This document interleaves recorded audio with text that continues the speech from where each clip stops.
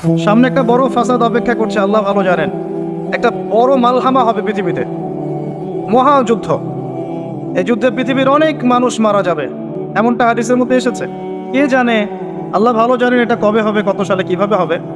এমন হতেও পারে এটাই সেই পারমাণবিক যুদ্ধের সূচনা, আল্লাহু আলাম।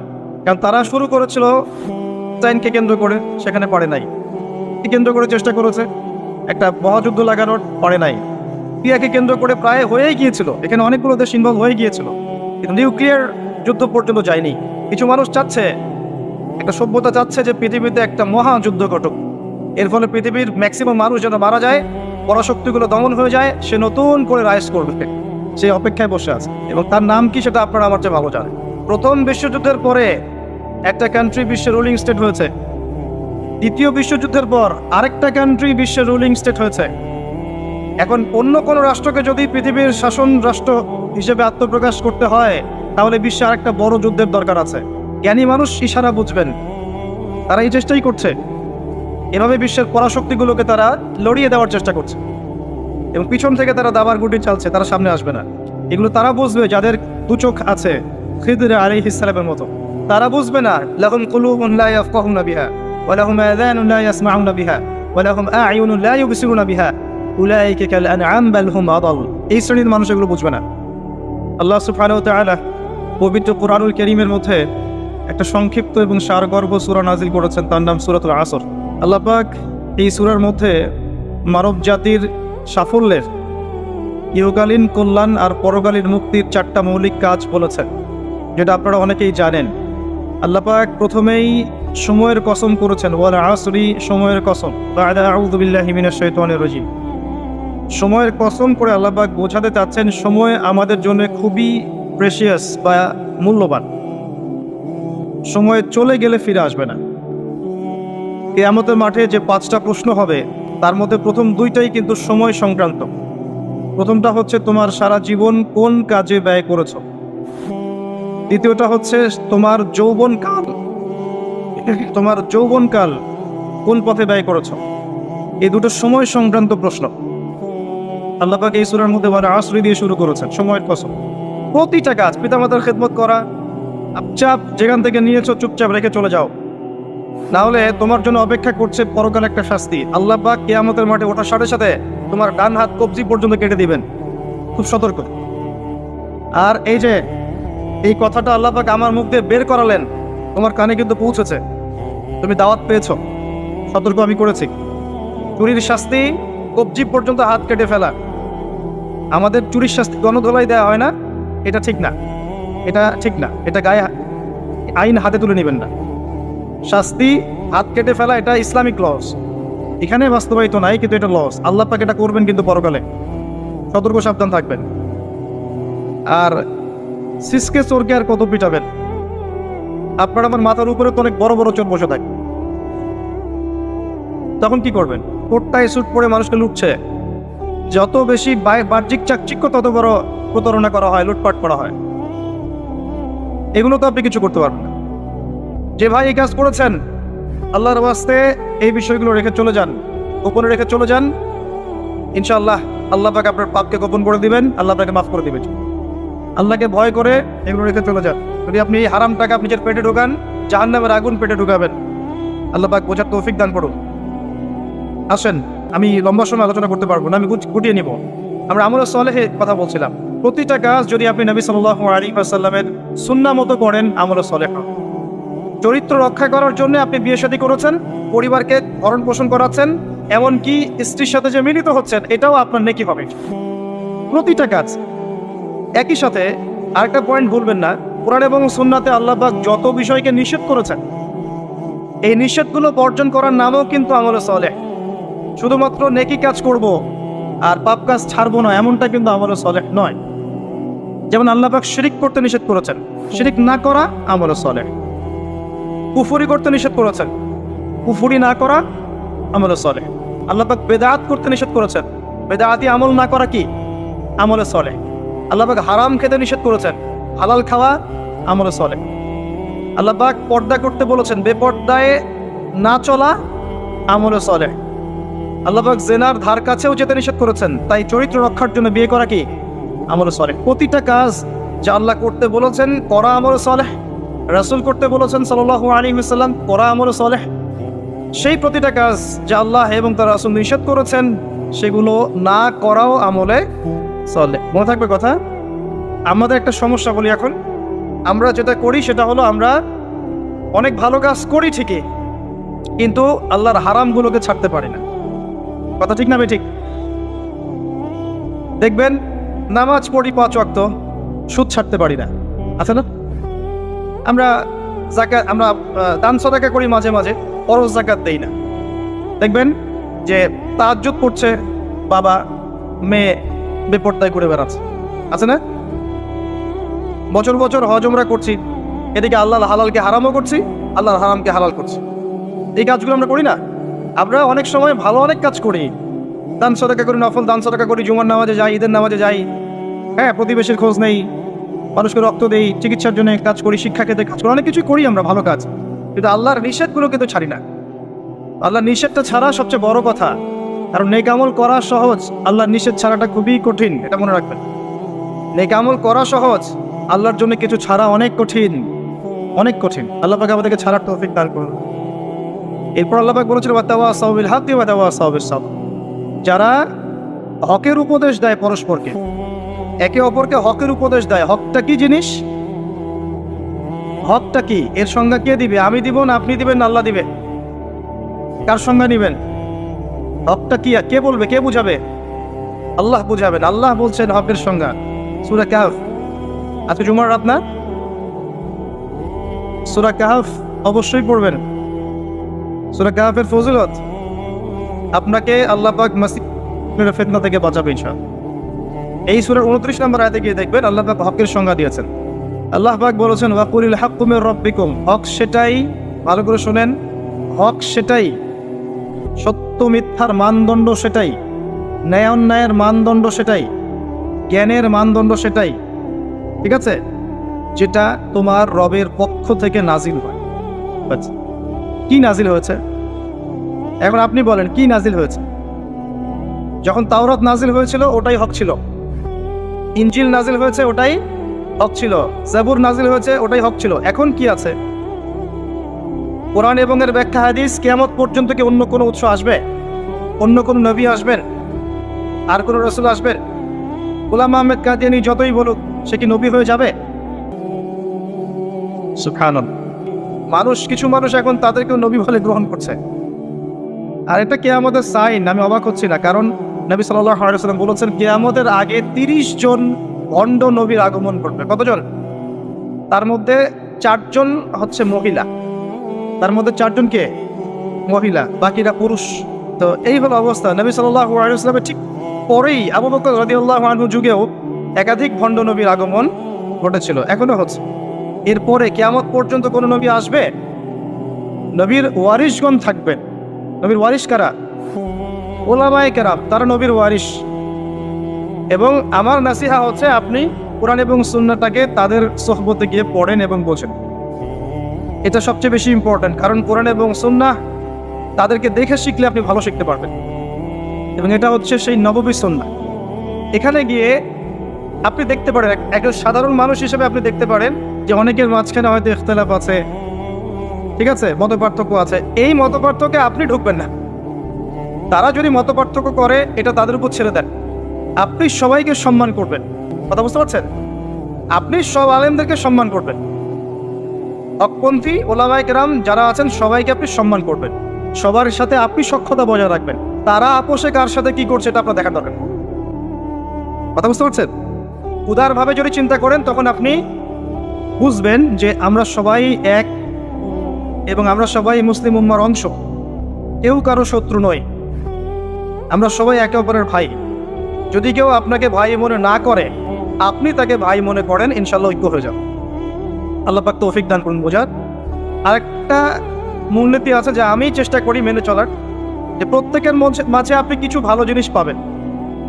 যে আপনাকে দু একটা বাজে কথা বলছে বা ভুল বুঝছে বা আপনার সমালোচনা করছে, তার মধ্যেও দেখবেন আপনি দু একটা ভালো জিনিস আছে না?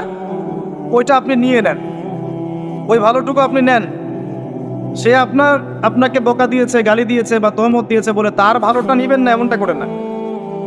তার ভালোটুকু আপনি নিয়ে নেন উদার মনে।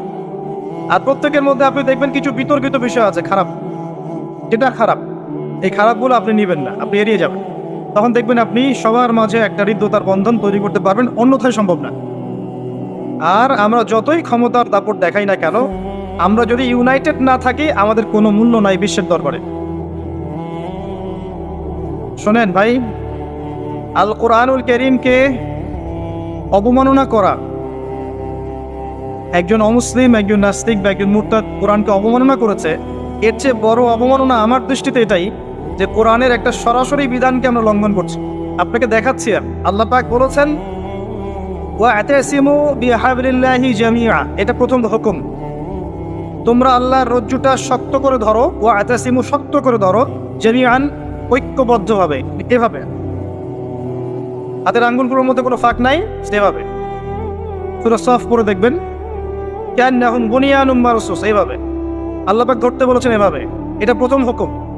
তারপরেই আবার বলেছেন ওয়ালা তাফাররাকু, এরকম হয়ে যেও না। দুটো কথা, ধরো আর বিভক্ত হয়েও না। আমরা ধরিও নাই, বিভক্ত হয়েছে। এখন আপনি বলেন যে কোরআনুল কারীমকে একজন নাস্তিক, একজন মুরতাদকে অবমাননা করেছে, ও তো জানেই না যে কোরআন কি জিনিস। এটা বড় বিষয় না আমি জেনে বুঝে এই যে আয়াতগুলো মানছি না, এটা বড় বিষয়। কার দিকে চোখ তুলবেন আপনি? কার দিকে আঙ্গুল তুলবেন?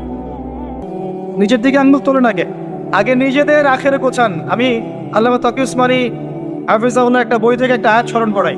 একটা আয়াতকে নিয়ে তিনি একটা বই লিখে ফেলেছেন যে ইয়া আইয়ুহাল্লাযীনা আমানু আলাইকুম আনফুসাকুম লা ইয়াদুররুকুম মান দাল্লা ইন ইহতাদাইতুম ইলাল্লাহি মারজিউকুম জামিআন ফায়ুনাব্বিউকুম বিমা কুনতুম তা'মালুন। হে মুমিনগণ, তোমরা আগে নিজেরা নিজেদের নফসকে ঠিক করো, নিজের ঘর নিজে ঠিক করো, নিজের ঘর নিজে ঠিক করো, নিজের নফস নিজে ঠিক করো। আগে নিজের দিকে আঙ্গুল তোলেন। আমাদের দুর্বলতা কোথায়? আমাদের তাওহীদের সমস্যা আছে, সুন্নতে অনেক সময় সমস্যা আছে, রিজিকের সমস্যা আছে, ঐক্য নাই, মিল মহব্বত নাই, ইউনাইটেড প্ল্যাটফর্ম নাই। অন্যের দিকে আঙ্গুল তুলতে যাবেন কি জন্য? আগে নিজে ঠিক করেন। আলাইকুম আনফুসাকুম, এখানে আমরা কোরআনের সরাসরি বিরোধিতা করেছি, লঙ্ঘন করেছি। এটা কোরআনের আরো বড় অবমাননা আমার দৃষ্টিতে। এই জন্যই রিকোয়েস্ট করি যে অ্যাটলিস্ট অর্থগুলো বোঝার চেষ্টা করুন। আপনি তিলাওয়াত তো করবেনই, প্রত্যেক হরফে 10 নাকি পাবেনই, এটাতে তো কেউ বাধা দিবে না। প্রত্যেক হরফে 10টা করে নাকি পাবেন। এই যে আয়াতটা আমি পড়ে শোনালাম, এটার যদি অর্থটা আপনি না জানতেন তাহলে কি এই মেসেজটা পেতেন? এই মেসেজটা কি পাওয়ার দরকার নাই? এটাই আল্লাহ পাক বলছেন ওয়াযারু মা বাকিয়া মিনার রিবা, সুদের অবশিষ্ট অংশ ছেড়ে দাও। ওয়া ইল্লাম তাফআলু, যদি তোমরা এটা না করো, ফাআযানু বিহারবিন মিনাল্লাহি ওয়া রাসূলিহি, আল্লাহ এবং তার রাসূলের সাথে যুদ্ধের ঘোষণা শুনে রাখো। আল্লাহ এটা বলছেন, আমি খাচ্ছি। কে অবমাননা করলো বেশি, আমি না নাস্তিক? কে করলো? আর এই যে আয়াতটা আমি পড়ে শোনালাম, এটার যদি আপনাকে আমি অর্থটা না বলতাম, আপনি কি বুঝতে পারতেন? এই অর্থ জানার দরকার নাই, এটাই বোঝাচ্ছে প্রতিটা ক্ষেত্রে। ওয়ালা তাকরাবু জিনা, জিনার কাছেও যেও না। আমরা করছি আতিউল্লাহ ওয়া আতিউর রাসূল, আল্লাহর আনুগত্য করো, রাসূলের আনুগত্য করো, করছি না। তো আমরা কোরআনের যে আয়াতগুলোকে মানছি না বা আমল করছি না, এটা কি কোরআনের অবমাননা হচ্ছে না? এবং আল্লাহর এই মেসেজগুলো যে আমরা বোঝার চেষ্টা করছি না, এটা কি কোরআনের অবমাননা হচ্ছে না? কোরআনের ভিতরে তো ঢুকতে হবে, এর হকটা আদায় করতে হবে। আল্লাহ পাক আমাদেরকে বোঝার তৌফিক এনায়েত করুন, আমিন। এবং এই কাজগুলো কাদের? যারা এগুলোর জ্ঞানে দক্ষ, তাদের কাছে গিয়ে আপনি এগুলো জানবেন। এতে তাদের সম্মানও বাড়বে, কমবে? কখনো না।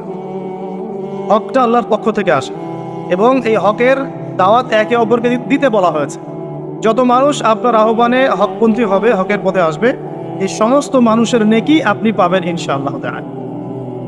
এবং যদি কেউ আপনার দ্বারা বাতিলপন্থী হয়ে যায়, পথভ্রষ্ট হয়ে যায়, তাহলে ওই মানুষদের গুনাহও কিন্তু আপনার কাঁধে চলে আসবে। তাই সতর্ক হওয়া উচিত আমাদের সবার। আল্লাহ পাক আমাদের সবাইকে সতর্ক হওয়ার তৌফিক এনায়েত করুন, আমিন।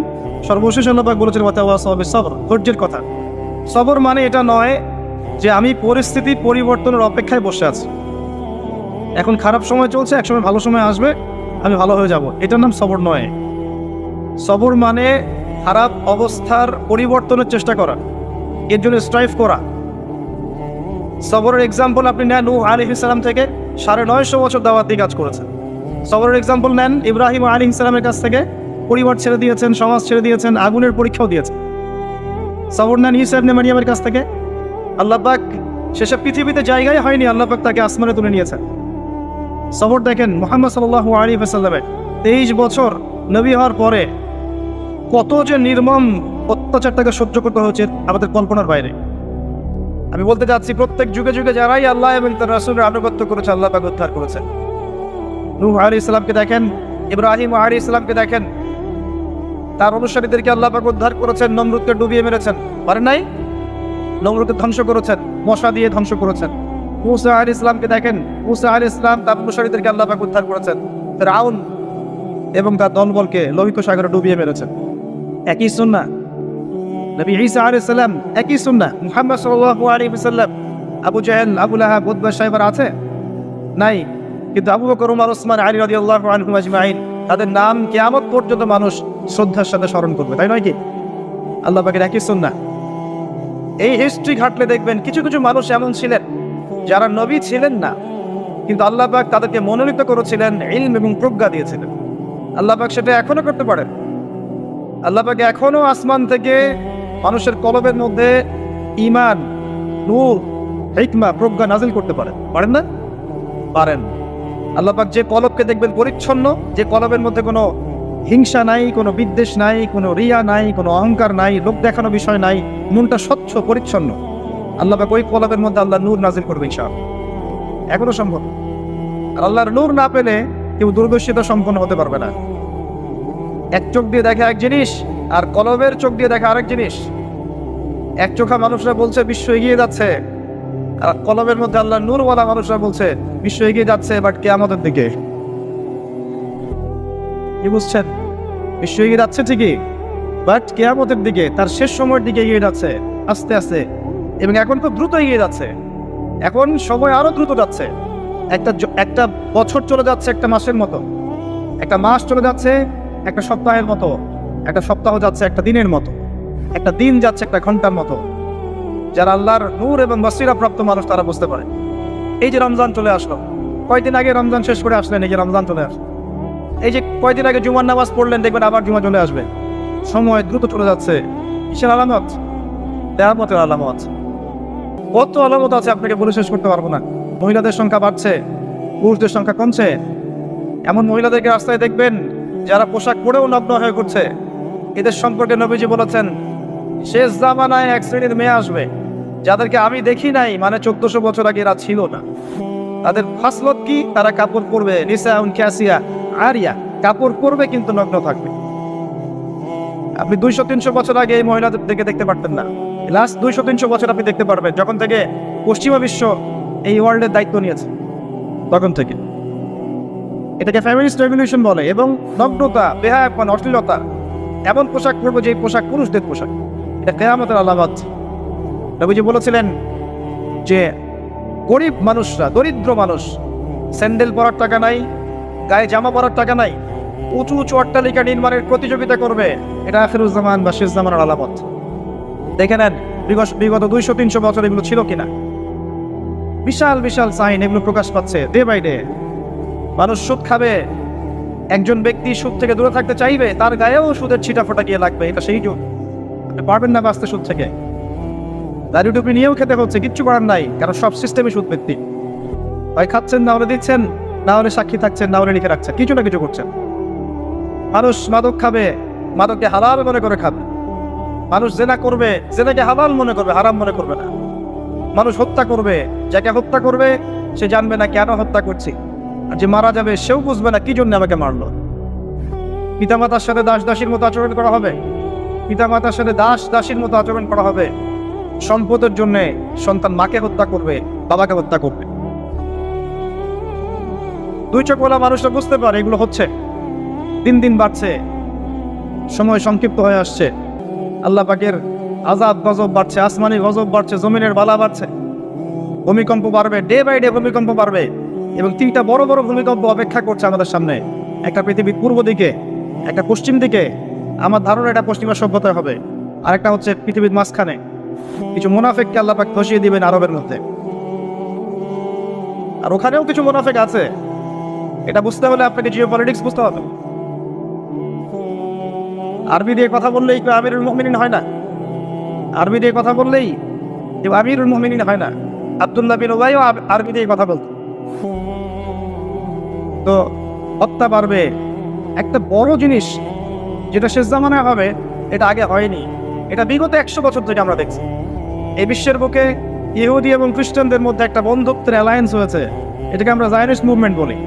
এই মুভমেন্টটা বিগত 100-200 বছর আগে ছিল না, এটা শেষ জামানায় হবে এমনটা এসেছে। কোরআনেও আছে, ইয়া আইয়ুহাল্লাযীনা আমানু লা তাত্তাখিযুল ইয়াহুদা ওয়ান নাসারা আউলিয়া, তোমরা ওই সব ইহুদি এবং খ্রিস্টানদেরকে বন্ধুরূপে গ্রহণ করো না। কোন সব? সবাইকে না। কোন সব?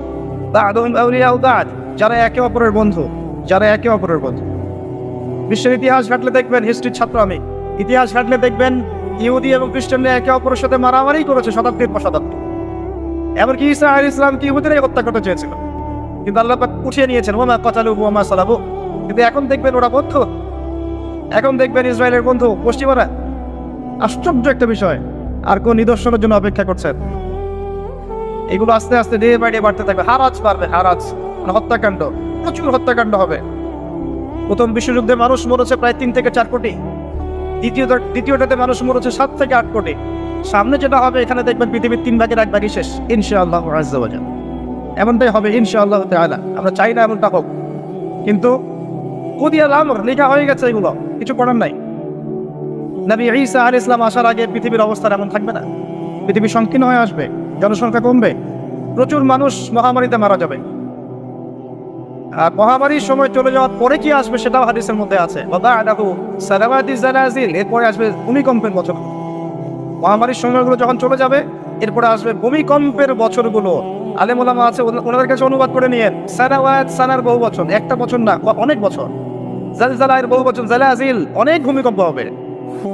আর প্রত্যেক ভূমিকম্পে পৃথিবীর সময় কিন্তু সংক্ষিপ্ত হয়ে আসে।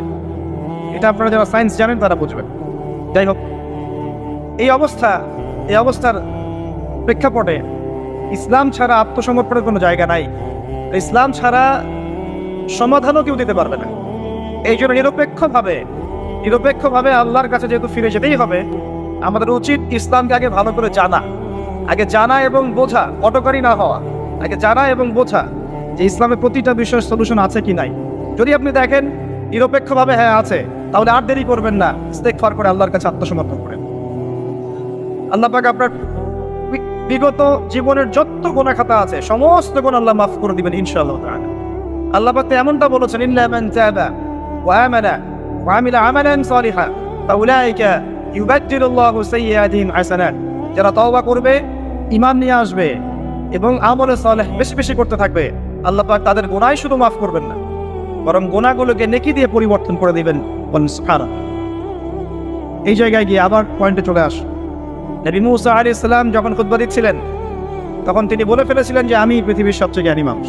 তার কাছে ওহী আসছিল, আল্লাহ পাক ধরলেন। আল্লাহ পাক নবীদের ছোট ছোট ভুল ধরতেন। আমাদের নবী মুহাম্মদ সাল্লাল্লাহু আলাইহি ওয়াসাল্লাম বলে দিয়েছিলেন একবার যে আমি মধু খাবো না আজকে থেকে, মনে আছে? মধু হারাম করে নিলাম। লিমা তুহাররিমু মা আহাল্লাল্লাহ, আল্লাহ পাক আয়াত নাযিল করলেন না? কোন সূরায়? সূরা তাহরিম। ভাই, এভাবে আল কোরআনের আলো ঘরে ঘরে জ্বলবে না। যখন কোরআন আপনি স্টাডি করবেন, প্রত্যেকটা ঘরে একটা করে কোরআনওয়ালা মানুষ থাকবে, অটোমেটিক আল্লাহর এই যে আল্লাহ পাকের এই কিতাব আল কোরআনের আলো সমস্ত ঘরে ঘরে জ্বলবে ইনশাআল্লাহ তাআলা। কোরআন পড়ার লোক তো লাগবে, কোরআন পড়ার মানুষ তৈরি করতে হবে। প্রত্যেক ঘরে ঘরে একটা করে মানুষ তো চাই যে কোরআন গবেষণা করতে পারে। তখন দেখবেন অটোমেটিকলি কোরআনের আলো ঘরে ঘরে জ্বলে যাবে ইনশাআল্লাহ তাআলা। দিক দিয়ে হয় না, আবেগ দিয়ে কোনো কিছু হয় না। যারা ইসলামের বিরুদ্ধে কাজ করছে না, আবেগ দিয়ে কাজ করছে না, বিবেক দিয়ে কাজ করছে। আমরা আবেগী জাতি, আবেগী জাতি না, আমরা আবেগী জাতি, খুব আবেগ আমাদের। দিনের পিছনে আবেগ ভালো জিনিস, কিন্তু আবেগ দিয়ে দিন প্রতিষ্ঠা হয়নি কখনো। নবী সাল্লাল্লাহু আলাইহি ওয়াসাল্লাম হিকমা দিয়ে, বুদ্ধি দিয়ে, কৌশল দিয়ে ধীরে ধীরে বেসিক ঠিক করে আস্তে আস্তে আস্তে আস্তে ইসলামকে এগিয়ে নিয়ে গেছেন। 23 বছর সময় লেগেছে। কত বছর? কখনো কখনো অত্যাচার সহ্য করতে হয়েছে, করেছেন। কখনো মার খেতে হয়েছে, খেয়েছেন। কখনো গালি খেতে হয়েছে, খেয়েছেন। কখনো সমালোচনা সহ্য করতে হয়েছে, করেছেন। কখনো দেশ থেকে চলে যেতে হয়েছে, চলে গিয়েছেন। আল ছেড়ে দেন নাই, ধীরে ধীরে ইসলামকে নিয়ে এগিয়ে গেছেন। একদিনে তো দিন কায়েম হয়নি, হয়েছে? নবী ঈসা আলাইহিস সালাম যখন আসবেন, তিনি একদিনে দিন কায়েম করবেন না, অনেক চড়াই উতরাই পেরিয়েই ইনশাআল্লাহ তাআলা জেরুজালেম থেকে তিনি পুরো বিশ্বে ইসলামী খেলাফত কায়েম করবেন ইনশাআল্লাহ। তার আগ পর্যন্ত এভাবে গ্লোবালি কিছু হবে এটা আমার মনে হয় না। আমি স্টাডি করে যা মনে হচ্ছে আমার কাছে মনে হয় না যে গ্লোবালি তার আগে কিছু হবে। ক্ষুদ্র পরিসরে বা ব্যক্তিগতভাবে বা সামাজিকভাবে ছোট ছোট ক্ষেত্রে কিছু হতে পারে, তো বড় পরিসরে মনে হচ্ছে না যে এত সময় আমাদের হাতে বাকি আছে। আল্লাহ রাব্বুল আলামিন ভালো জানেন, ইল্লা মাশাআল্লাহ। নবী মুসা আলাইহিস সালাম যখন এই কথা বলছেন, আল্লাহ পাক ধরে ফেলেছেন। তিনি বলছেন, আমার একজন বান্দা আছে যার নাম খিদর আলাইহিস সালাম। খিদর মানে শ্যামল বা সবুজ। তিনি যেখানে বসতেন ওই জায়গাটা সবুজ হয়ে যেত। একটা রুক্ষ জায়গায় তিনি বসলে ওই জায়গা সবুজ হয়ে যেত। তিনি বললেন, খিদর তোমার চেয়ে বেশি জ্ঞানী মানুষ। নবী মুসা আলাইহিস সালাম বললেন, আমি তার সাথে মিট করতে চাই, আমি তার সাথে দেখা করতে চাই, আমি তার কাছে জ্ঞান শিখতে চাই। তিনি এগিয়ে গেলেন জ্ঞান শেখার পথে। একজন সাথীকে সঙ্গে নিলেন, তার নাম ইউশা বিন নূন। এগিয়ে গেলেন, যেতে যেতে তাকে বলে দেওয়া হয়েছিল, এই মাছটা যেখানে গিয়ে জীবিত হয়ে যাবে সেখানেই তুমি তাকে পাবে, যেখানে দুইটা সাগর একসাথে মিলিত হবে সেখানে তুমি তাকে পাবে। নবী মুসা আলাইহিস সালাম ওই জায়গা থেকে আরো দূরে চলে গিয়েছিলেন, এবং যখন তিনি পথটা ভুল করেছেন তখন ক্লান্ত হয়ে পড়েছিলেন। এই জায়গায় কি আমি বলি যে আপনার জীবনের চলার পথ যদি ভুল হয় আপনি খুব দ্রুত ক্লান্ত হয়ে যাবেন আর কি। আপনার কথা কি বুঝতে পারেন? আপনার জীবনের চলার পথ যদি ভুল হয়, আল্লাহর পথে না হয়, তাহলে আপনি খুব দ্রুত ক্লান্ত হয়ে পড়বেন। নবী মুসা আলাইহিস সালাম যখন বুঝতে পারলেন পথ ভুল হয়েছে, আবার ফিরে আসলেন। এসে দেখলেন পাথরের উপরে, শিলাখণ্ডের উপরে সেই ব্যক্তি বসে আছেন, তার নাম খিদর আলাইহিস সালাম।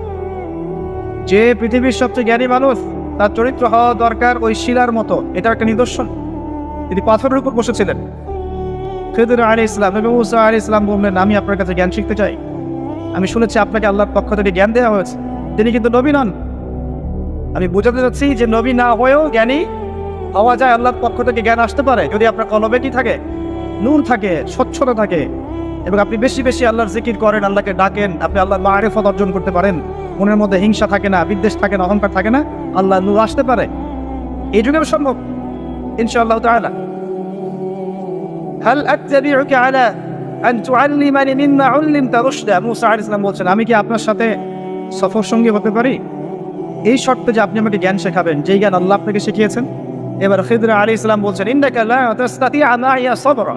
তুমি তো আমার সাথে ধৈর্য ধরতে পারবে না। সুবহানাল্লাহ। একজন নবীকে বলছেন, একজন নবীকে একজন মানুষ বলছেন, তুমি তো আমার সাথে ধৈর্য ধরতে পারবে না। আপনি মনে করেন একটা স্কুলের টিচার 100টা বাচ্চাকে পড়াচ্ছেন। পরীক্ষার আগে আপনি বলে দিলেন যে 1 বছর আমি তোমাদেরকে পড়িয়েছি, তুমি অমুক আব্দুল্লাহ ফার্স্ট হতে পারো, আর তুমি আব্দুর রহমান তুমি ফার্স্ট হতে পারবে না, তুমি হবে লাস্ট। আপনার অভিজ্ঞতা, আপনি 1 বছর পড়িয়েছেন, আপনি দেখলেন রেজাল্ট ঠিক তাই হলো, আব্দুল্লাহ ফার্স্ট হয়েছে, আব্দুর রহমান লাস্ট হয়েছে। এর মানে কি এই টিচার গায়েব জানে? গায়েব জানে? তার ইলম, তার প্রজ্ঞা, তার অভিজ্ঞতা। নবী মুসা আলাইহিস সালামকে বলছেন তিনি, খিদর আলাইহিস সালাম, ইন্নাকা লান তাসতাতিআ মাইয়া সাবরা। তুমি আবার সেটা ধৈর্য ধরতে পারবে না। মানে গল্পের শেষে আপনি কি দেখবেন, তিনি আসলেই ধৈর্য ধরতে পারেন নাই। তো মুসা আলাইহিস সালাম বলেন, ইনশাআল্লাহ আমি ধৈর্য ধরবো, আমি ধৈর্য ধরবো ইনশাআল্লাহ, এবং আমি আপনার কাজে কোনো বিঘ্ন সৃষ্টি করবো না। আচ্ছা ঠিক আছে, চলো। গল্প অনেক বড়, আমি সংক্ষেপে বলছি। 3টা ঘটনা ঘটেছে। একবার নৌকা ফুটা করে দিয়েছেন খিদর আলাইহিস সালাম, দ্বিতীয়বার একজন বালককে হত্যা করেছেন, আর তৃতীয়বার একটা দেয়ালকে নির্মাণ করেছেন, দেয়ালটা পড়ে গিয়েছিল, কোনো পারিশ্রমিক নেননি, ফ্রি অফ কস্ট দেয়াল নির্মাণ করেছেন। নবী মুসা আলাইহিস সালাম প্রত্যেকবার বলছেন যে আপনি এই কাজটা কেন করলেন, আপনি এই কাজটা কেন করলেন, বারবার জিজ্ঞাসা করছেন, ইন্টারফেয়ার করছেন। এবং খিদর আলাইহিস সালাম বলছেন, আমি কি বলিনি তোমাকে, আলাম আকুল লাক ইন্নাকা লান তাসতাতিআ মাইয়া সাবরা। এক পর্যায়ে যখন তিনি তৃতীয় প্রশ্নের উত্তর দিতে পারলেন না, সবর করতে পারলেন না, তখন খিদর আলাইহিস সালাম বলেন, হাদা ফিরাকু বাইনি ওয়া বাইনা। এই হচ্ছে তোমার আমার পার্থক্য, আর একসাথে চলা হলো না। তবে যাওয়ার আগে আমি তোমাকে জানিয়ে দেব কেন আমি এই কাজগুলো করেছি। ওই নৌকা ফুটা না করলে, ওই নৌকার পিছনে জলদস্যু ছিল, ভালো নৌকা হলে নিয়ে চলে যেত। আমি ওই ব্যক্তির ক্ষতি করিনি, বরং উপকার করেছি নৌকা ফুটা করে দিয়ে। ওই বাচ্চাকে হত্যা না করলে, ওই বাচ্চার পিতা মাতা ছিল বড় আলেম, বড় আল্লাহওয়ালা, এই বাচ্চা বড় হলে নিজেও কাফের হতো, বাপ মাকেও কুফরিতে নিয়ে যেত। অনেকটা আমাদের নাস্তিক প্রজন্মের মতো আর কি। তিনি হত্যা করেছেন, আল্লাহর আদেশে হত্যা করেছেন। আর ওই যে দেয়াল নির্মাণ করেছি, এই দেয়ালের নিচে ছিল 2 জন এতিম বালকের রেখে যাওয়া পৈতৃক সম্পত্তি। তার বাবা মা রেখে গিয়েছিল সোনার কয়েন, রূপার কয়েন, এগুলো মাটির নিচে ছিল। তারা বড় হয়ে যেন এটা পায়, অন্য কেউ সিজ করতে না পারে, এই জন্য আমি এখানে দেয়াল নির্মাণ করেছি, কোনো পারিশ্রমিক নেই নাই। বাই দ্য ওয়ে, সোনার কয়েন আর রূপার কয়েনের কথা কোরআনে আছে, দিনার আর দিরহামের কথা কোরআনে আছে, যদিও বিশ্ব ব্যবস্থায় নাই। বিশ্ব ব্যবস্থার IMF নামে একটা সংগঠন আছে, ইন্টারন্যাশনাল মনিটারি ফান্ড। তারা আইন করে সোনার কয়েন আর রূপার কয়েনটা হারাম করে দিয়েছে। আপনি কি সেটা জানেন যে পশ্চিমারা সোনার কয়েন আর রূপার কয়েনটাকে হারাম করেছে অর্থনীতি থেকে? Ban, totally ban. তাদের আর্টিকেলস অফ চার্টারের মধ্যে আছে, লেখা আছে যে এই বিশ্ব বাজার থেকে সোনার কয়েন রূপার কয়েনকে ব্যান করে দেয়া। কেউ যদি আল্লাহর হালালকে হারাম করে তাকে আমরা কি বলতে পারি? কেউ যদি আল্লাহর হারামকে হালাল করে আর আল্লাহর হালালকে হারাম করে নেয় তাকে আমরা কি বলতে পারি? আরে এই পাপটার নাম কি? সূরা তাওবার 31 নম্বর আয়াত অনুযায়ী এই পাপটাকে বলা হয় শিরক। জি, সূরা তাওবার 31 নম্বর আয়াত অনুযায়ী এই পাপটাকে বলা হয় শিরক। কে অধিকার দিল মানুষকে আল্লাহর হালালকে হারাম করার? একটা কয়েনের মধ্যে ইন্ট্রিনসিক ভ্যালু থাকে, অন্তর্নিহিত মান থাকে। এখানে যতটুকু সোনা আছে এতটুকুই আছে, এর ইন্ট্রিনসিক ভ্যালু আছে, অন্তর্নিহিত মান আছে। আজীবনে এই মান কমে যাবে না ইনশাআল্লাহ তাআলা, বরং বাড়বে। আপনার কাছে যা দিয়েছে তারা এটা হারাম করার পরে এটার মান দিন দিন বাড়ে না, বরং দিন দিন কমতে পারে। এতে করে আপনি আপনার শ্রম হারাচ্ছেন। আপনি শ্রম দিয়ে টাকা আর্ন করছেন, সেই কঠোর পরিশ্রমের টাকার মান যখন কমে যায় তখন আপনার শ্রমটাও চলে যায়। কেউ আপনার শ্রমটা চুরি করে খেয়ে ফেলে। শুধু ব্যক্তি পর্যায়ে না, বড় বড় রাষ্ট্রকে তারা দেউলিয়া করতে পারে, করেছে হিস্ট্রিতে। যাই হোক, ওইদিকে আমি যাচ্ছি না। কোরআনে যে দিনার দিরহামের কথা আছে এটা জেনে রাখেন। অ্যাটলিস্ট কিছু করতে পারবেন না আমি জানি, বাট জেনে রাখেন। জানতে দোষ আছে? জানতে কোনো দোষ আছে? কিছু করার নাই, কিন্তু জানতে দোষ আছে? আচ্ছা, জেনে রাখেন। এরপরে নবী মুসা আলাইহিস সালাম 3টা উত্তর পেয়ে গেলেন। এখন এই যে ঘটনাটা আপনাকে বললাম সূরা কাফের মধ্যে আছে, এখানে খিদির আলাইহিস সালামকে এক চোখ দিয়ে দেখেছেন না দুই চোখ দিয়ে দেখেছেন? নবী মুসা আলাইহিস সালাম বাইরের চোখ দিয়ে দেখছেন, এটা কেন করলেন, এটা কেন করলেন, এটা কেন করলেন। এর পিছনের কারণটা কি তুমি ধরতে পারেন নাই? নবী হয়েও ধরতে পেরেছেন কে? খিদির আলাইহিস সালাম। তার মানে আল্লাহর পক্ষ থেকে জ্ঞান যখন আপনার কাছে আসবে, আপনার কলবে আল্লাহর নূর আসবে, হিকমা এবং প্রজ্ঞা আসবে, আপনি অনেক দূর পর্যন্ত দেখতে পারবেন ইনশাআল্লাহ তাআলা, যেটা সাধারণ মানুষ পারবে না। আল্লাহ পাক এমন আরেকজন ব্যক্তির কথা বলেছেন, এই যে যেটা আমি তেলাওয়াত করেছিলাম, ওয়াইজ ক্বালা ওয়ালাকাদ আতাইনা লুকমানাল হিকমা আন ইশকুরু লিল্লাহ। আমি লুকমানকেও হিকমা দিয়েছিলাম। সুবহানাল্লাহ। লুকমান আলাইহিস সালাম হয়তো নবী ছিলেন না, তা আল্লাহ বলছেন আমি লুকমান হাকিমকে আমি হিকমা দিয়েছি, প্রজ্ঞা দিয়েছি। 3 জন ব্যক্তির জন্য জান্নাতের একটা সুসংবাদ আছে, জান্নাতে বড় মর্যাদা আছে। 3 জনই হচ্ছেন কালো বর্ণের, আফ্রিকান কন্টিনেন্টের মানুষ। কালো বর্ণের, হয়তো চেহারা সুন্দর না, কালো কুৎসিত চেহারার মতো। কুৎসিত বলতে আমি বোঝাচ্ছি না যে বিভৎস, আমি বোঝাচ্ছি যে কালো, যেটাকে আমরা মনে করি যে কুৎসিত চেহারা। আসলে তো মানুষ কুৎসিত নয়।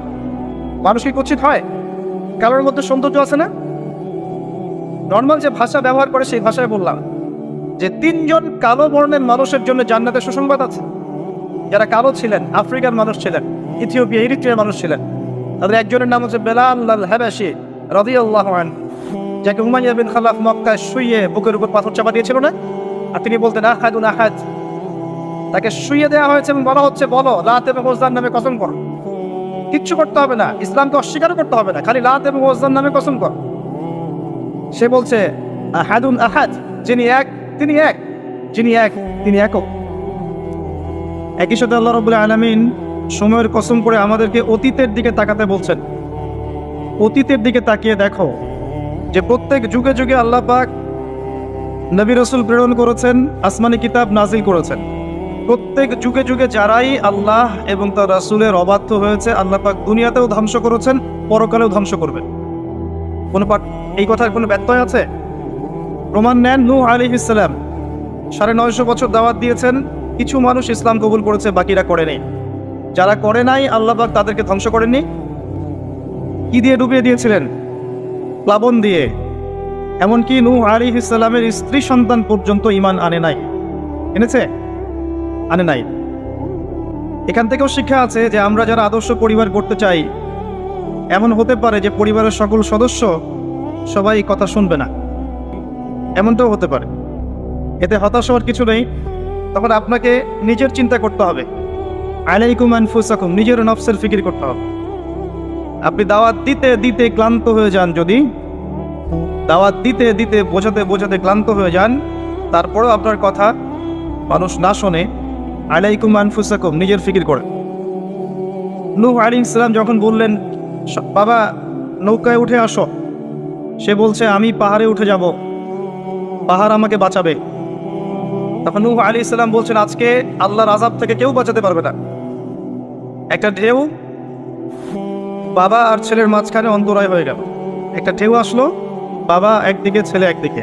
নূহ আলাইহিস সালাম সন্তানের জন্য আল্লাহর কাছে দোয়া করছেন, আল্লাহর কাছে ভিক্ষা চাচ্ছেন রহমত, দয়া। ইন্নাহু মিন আহলি, আল্লাহ বলছেন লাইসা মিন আহলিক, হে আল্লাহ সে আমার পরিবারের অন্তর্ভুক্ত। আল্লাহ বলছেন সে তোমার পরিবারের কেউ না। আল্লাহর কাছে দেশ, আশা, রক্ত, বর্ণ, জাতীয়তাবাদ কোনো কিছুর কোনো মূল্য নাই, ইল্লাত তাকওয়া, শুধু তাকওয়ার মূল্য আছে।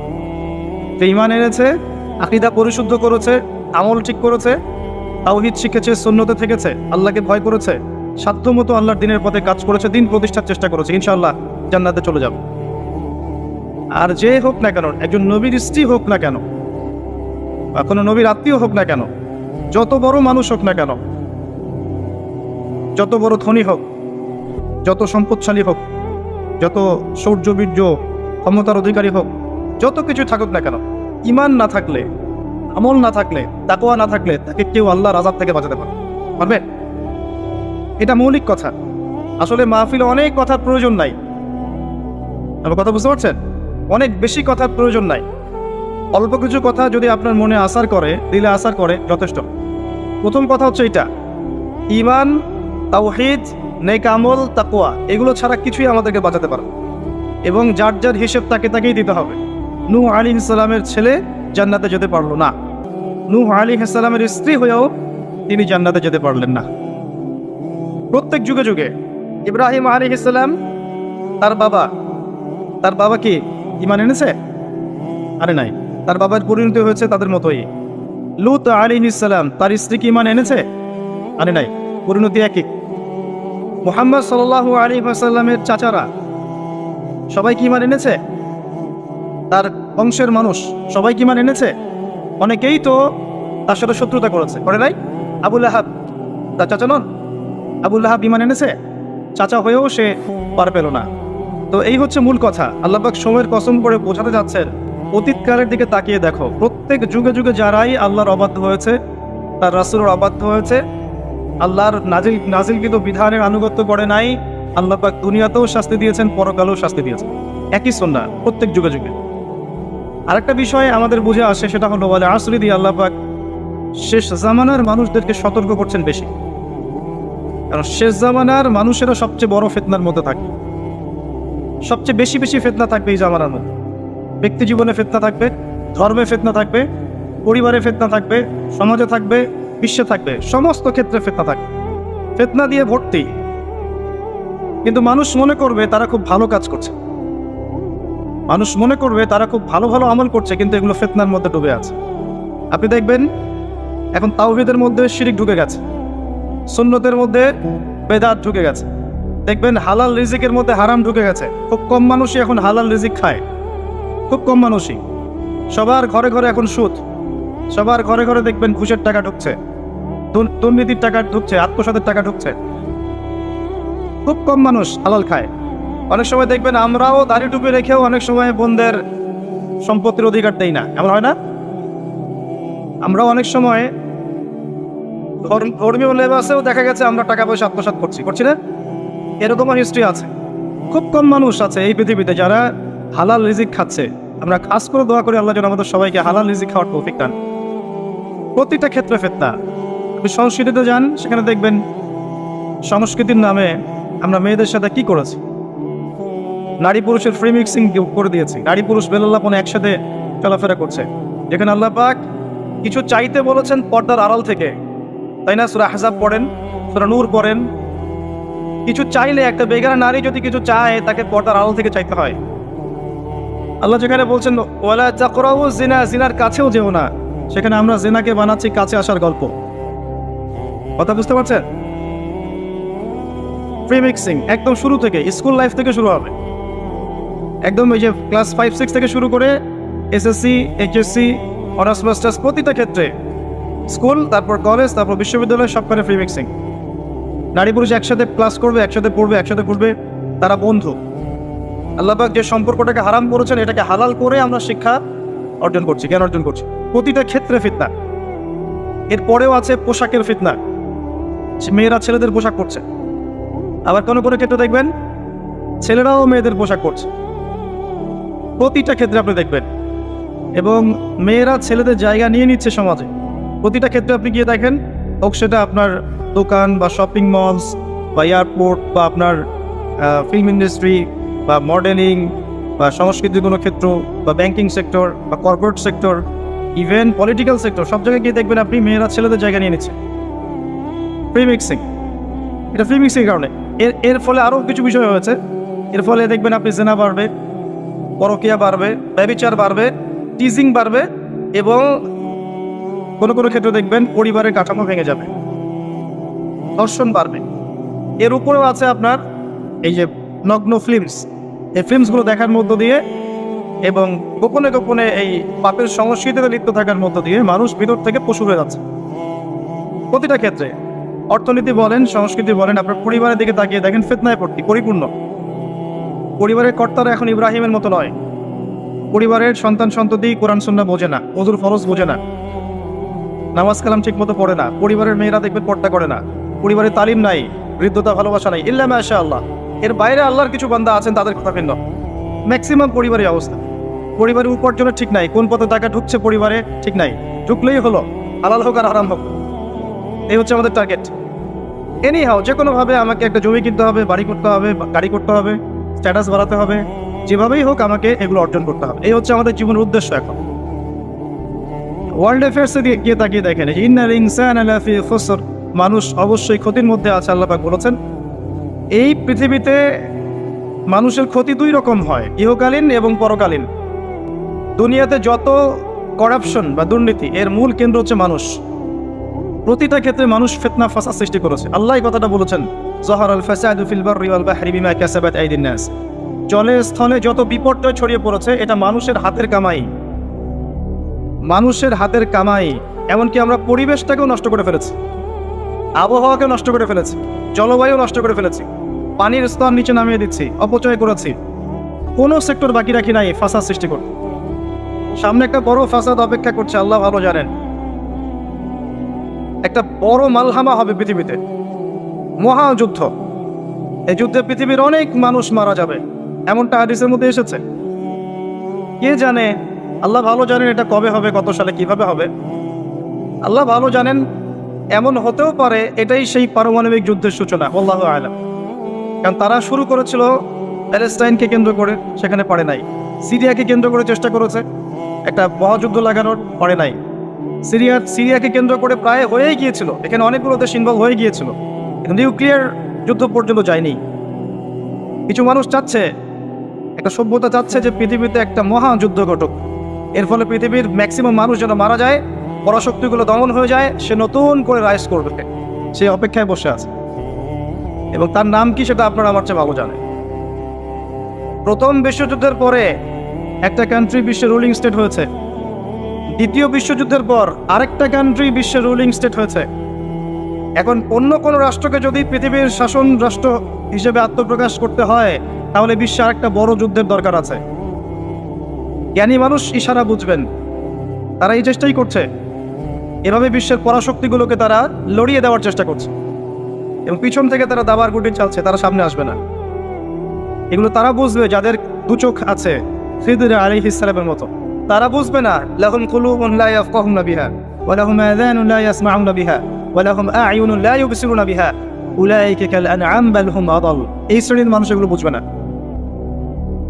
তো পৃথিবীর প্রতিটা ক্ষেত্রে ফাসাদ মানুষ সৃষ্টি করেছে, আর মানুষের জন্য এই পৃথিবীর ক্ষতি অপেক্ষা করছে, পরকালীন ক্ষতি অপেক্ষা করছে। মানুষ বুঝতে পারছে না যে এর ফলে কি হতে পারে। মেডিসিন বন্ধ হয়ে যেতে পারে, পরিবেশের মধ্যে অক্সিজেনের লেভেল কমে যাবে, ফ্রেশ বাতাস পাবে না মানুষ, ফ্রেশ খাবার পাবে না, ইকোনমি পড়ে যাবে, তেলের দাম বেড়ে যাবে, প্রেশিয়াস জিনিস পাবেন না, নিত্য প্রয়োজনীয় জিনিসের দাম বেড়ে যাবে। এক নিউক্লিয়ার ওয়েপেন্সগুলো ওই জাপানের হিরোশিমা নাগাসাকির মতো নয়, এখনকারগুলো আরও অনেক শক্তিশালী। একটা বোমা একটা রাষ্ট্রকে উড়িয়ে দেওয়ার জন্য যথেষ্ট, মানুষ কঙ্কাল ছাই হয়ে যাবে, কিচ্ছু করতে পারবে না। আর যেসব রাষ্ট্রের এই ক্ষেপণাস্ত্র প্রতিরক্ষা ব্যবস্থা নাই, তাদের অবস্থা তো আরও অবস্থা খারাপ। কথা বুঝতে পারছেন না? ক্ষেপণাস্ত্র প্রতিরক্ষা ব্যবস্থা থাকে, কেউ যদি মিসাইল ছোড়ে সেটাকে আকাশেই ধ্বংস করা যায়। সেই প্রতিরক্ষা ব্যবস্থা যাদের নাই তাদের কি অবস্থা হবে চিন্তা করতে পারে। এই মালহামায় মুসলিমরাও জড়িয়ে যাবে, কারণ বিশ্ব এখন একটা, যেটা আমরা বলি যে গ্রামের মতো, ভিলেজ, একটা ওয়ার্ল্ড ভিলেজ, বিশ্ব একটা গ্রামের মতো হয়ে গেছে এখন। একদিকে ঢিল পড়লে আরেক দিকের প্রভাব পড়বে, তাই পুরো বিশ্ব একটা পরিবারের মতো হয়ে গেছে। একদিকে সমস্যা সৃষ্টি হলে সমস্ত বিষয়ের দিকে ইফেক্ট হবে, প্রত্যেকটা রাষ্ট্র ইফেক্টেড হবে। তো কেউই আমরা ক্ষতি থেকে মুক্ত নই, না দুনিয়ার ক্ষতি না পরকালে। পরকালের ক্ষতি তো আপনারা আমার চেয়ে ভালো জানেন। মানুষের জন্য অপেক্ষা করছে পরকালের সওয়াল জবাব, কবরের আযাব, মিজান, পুলসিরাত, জান্নাত, জাহান্নাম। ইন্নাল ইনসানা লাফি খুসর। তারপরেও মনে হয় আমাদের চালচলন দেখলে যে ক্ষতি আমাদেরকে স্পর্শ করবে না। আমাদের ব্যাপারটা একটা এমন যে আরে অন্যদিকে কি হয় হোক, আমি তো ভালো আছি। যখন সবকিছু নষ্ট হয়ে যায় তখন নিজেও ভালো থাকা যায় না, দেখা যায়? যখন সবকিছু নষ্ট হয়ে যায় তখন নিজেও আর ভালো থাকা যায় না। তো আমাদের ভাগ্যেও ক্ষতি অপেক্ষা করছে, এটা সময়ের ব্যাপার মাত্র। এখনো যদি আমরা সচেতন না হই, নিজেদের ফিউচারের চিন্তা না করি, নিজেদের আমল, আকীদা, পরিবার, রিজিক এগুলোকে না গুছিয়ে নেই, তাহলে সমস্যা আছে। আমরা কি সমস্যায় পড়তে চাই? আল্লাহ পাক আমাদের সবার আকীদাকে পরিশুদ্ধ করুন, আমিন। বেশি থেকে বেশি নেক আমল করার তৌফিক দান করুন, আমিন। আমাদের পরিবারগুলোকে আল্লাহ পাক জান্নাতি পরিবার রূপে কবুল করে নিন, আমিন। সবাইকে আল্লাহ পাক হালাল রিজিকের ব্যবস্থা করে দিন। দিন ইসলামকে প্রতিষ্ঠা করার তৌফিক আল্লাহ পাক আমাদেরকে দান করুন। এবার আসেন, আল্লাহ 4টা কাজের কথা বলেছেন এই সূরার মধ্যে। ইল্লাল্লাযীনা আমানু ওয়া আমিলুস সলিহাত ওয়া তাওয়াসাউ বিল হক ওয়া তাওয়াসাউ বিস সাবর। এই 4টা কাজ যে মুমিনরা করতে পারবে, মুসলিমরা করতে পারবে, আল্লাহ পাক তাদেরকে ফিতনা থেকে বাঁচিয়ে রাখবেন ইনশাআল্লাহ তাআলা। 1 নম্বর কাজ ঈমান। ঈমানের পিলার কয়টা? 3টা? 6টা? কয়টা? ইসলামের পিলার 5টা, ঈমানের পিলার কয়টা? 6টা।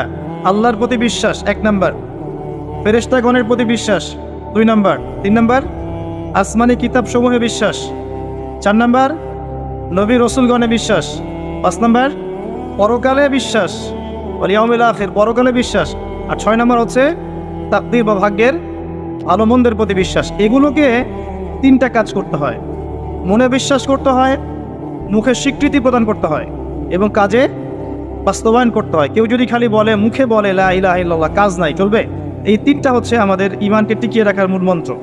মনে বিশ্বাস, মৌখিক স্বীকৃতি এবং কাজে বাস্তবায়ন। আল্লাহ পাক আমাদের সবাইকে এটা করার তৌফিক দান করুন। এই ঈমান আনার পরে আমলে সালেহ করতে হয়। আমলে সালেহ কি জিনিস?